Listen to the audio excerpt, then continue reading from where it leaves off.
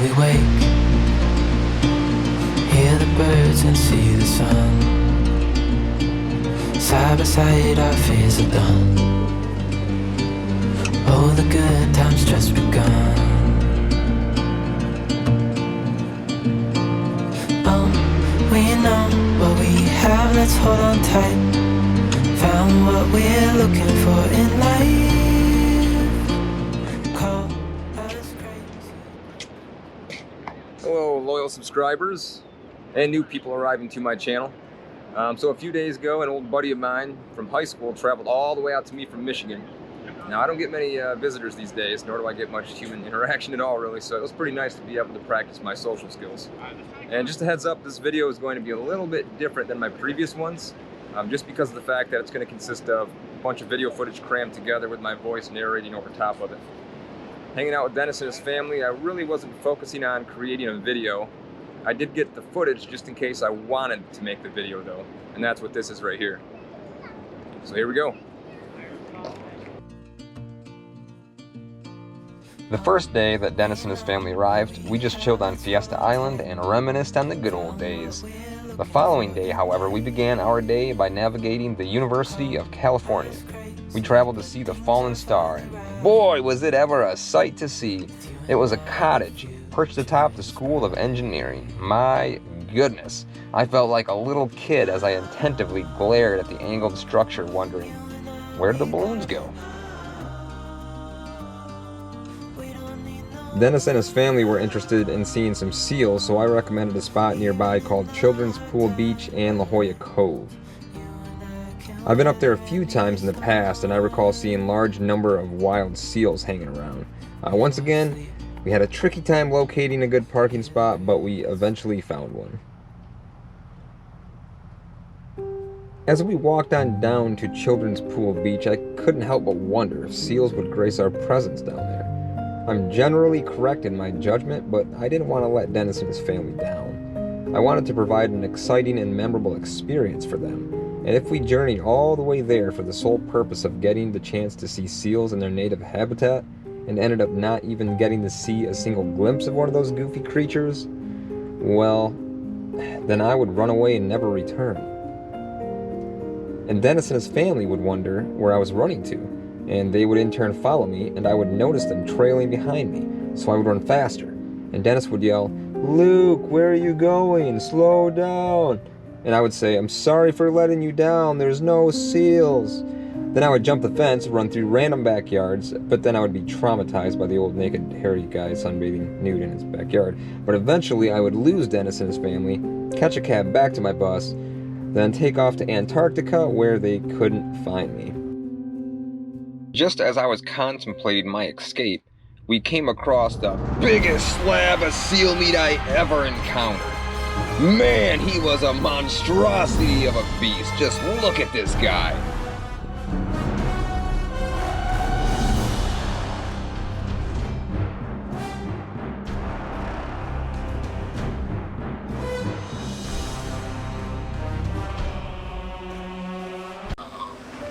And then we noticed cute little baby seals.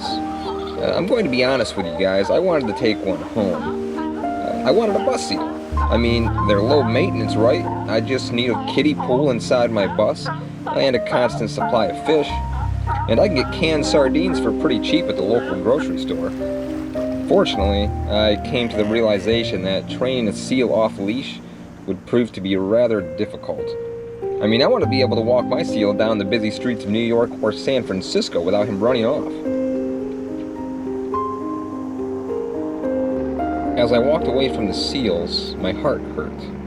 I felt sad. I felt like I did when I didn't get that talk boy for Christmas when I was 12 years old. You know, that device that Macaulay Culkin uses in Home Alone to alter his voice?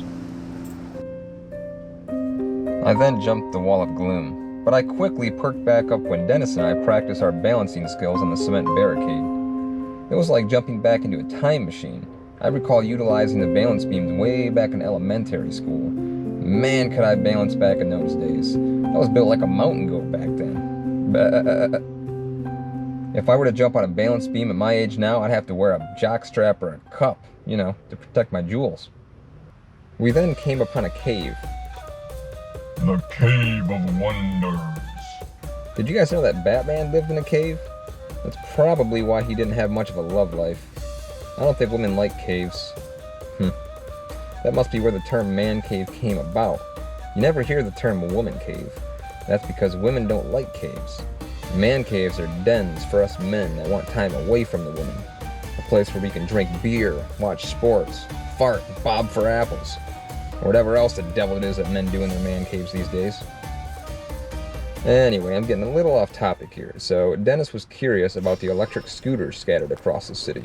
I forgot he's from Michigan and he's not up to par on the hip things that the West Coast has to offer. If you've ever heard that song It's Hip to Be a Square by Huey Lewis and the News, that song is falsely identifying the definition of a square. It is not hip to be a square.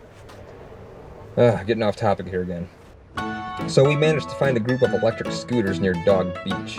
You haven't lived until you've ridden an electric scooter. I felt like this experience was just what the doctor ordered. We giggled like little schoolgirls swerving around the road. I was attempting to record while riding and I almost took a digger. I'm glad I didn't because I don't have health insurance. I forgot my helmet, knee pads, elbow pads, shin guards, and wrist pads back at the bus. If I fell, I would probably play it off as if a dog ran out in front of me. Then people would be like, I didn't see no dog. Then I'd be like, well, you're effing blind because it ran right in front of me.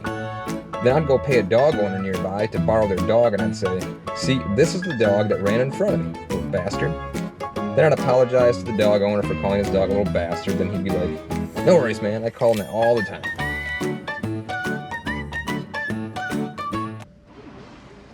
After our scooter shenanigans, I recommended one of my favorite coffee shops, Cafe Bella. I'm a recovering cocaine addict. I mean caffeine addict, but this was a special occasion, so we all got ourselves some funky monkeys. I tend to keep my distance from caffeinated products because they tend to make me horny, but I was tired out from all that scooter riding. I needed a stiff drink. If you're not familiar with the Funky Monkey, it's essentially a blended peanut butter mocha with banana added. I modified mine with just a splash of Scotch whiskey. And by a splash, I mean 6 ounces. 2 shots, eh? 2 shots sounds pretty good. After we got nice and caffeinated, we went for a little stroll around OB. I'm a frequent visitor to OB, so every time I strut my stuff down the streets of that area, I get a lot of, hey Luke, what's poppin', bro? And I'll be like, yo, yo, homie, yo. I was happy to be introducing Dennis and his family to the West Coast culture. Most people depict the West Coast as being all about beaches and bikinis, sunshine, palm trees, Snoop Deal Double G, beautiful sunsets, and exotic vegetation, but that is not just what the West Coast is all about. It's also about high gas prices. Fortunately, I siphon my gas from a local junkyard. Lately, I've had the realization that the fumes from sucking diesel fuel through a garden hose might possibly be affecting my brain in a way that in turn is having an impact on my YouTube videos. But then again, nah.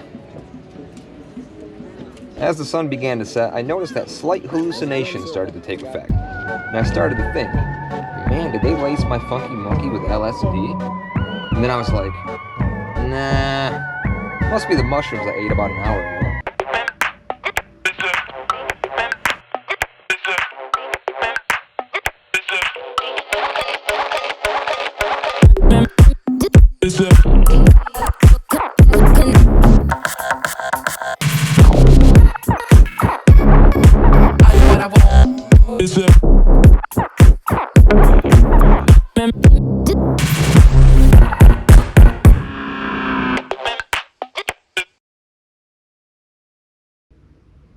Dennis, with his hospitality and friendly nature, invited me over to his RV for some dinner. For those of you who don't know Dennis, I'll tell you this, that man can cook. My taste buds were tripping out. We indulged in moderate conversation for a bit, then I headed back over to my bus and watched the sunset. Ain't no better way to end a day than watching a giant ball of fire slowly navigate below the horizon.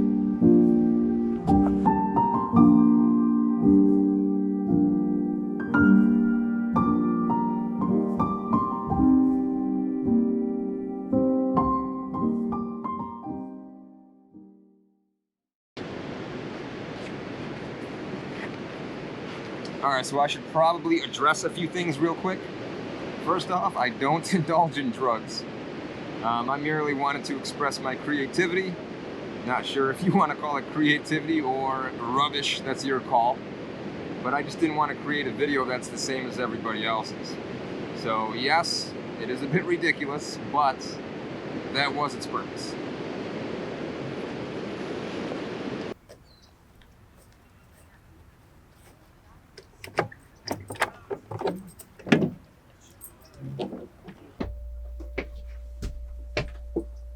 Alright, if you guys like my video, awesome, mission accomplished on my end. Hit that like button, hit that subscribe button. If you didn't like the video, however, to be honest, I don't blame you because I almost didn't upload it. I don't want people to think I'm some kind of whack job, you know what I mean? But I assure you, I am completely normal. At least I think so. Yeah. Dennis, if you're watching this right now, I appreciate the hospitality from you and your family. I enjoyed myself and it was great catching up. I wish you and your family safe travels and I hope that we can reunite sometime in the future. Oh, and thanks for the laptop, dude. Peace out.